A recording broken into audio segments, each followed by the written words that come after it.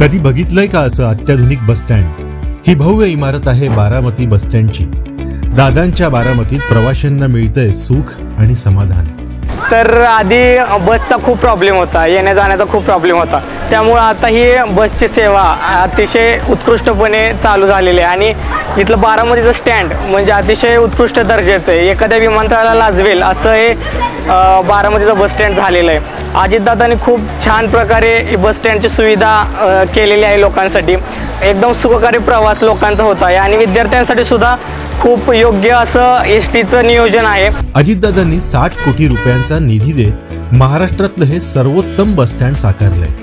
इथं प्रवाशांना बससाठी ताटकळत बसावं लागत नाही। स्वच्छता आणि सोयी सुविधांचा संगम इथं दिसून येतो। इथलं उपाहारगृह तर आलिशान हॉटेलमध्ये बसून जेवण करत असल्याचं फिलिंग प्रवाशांना देतं।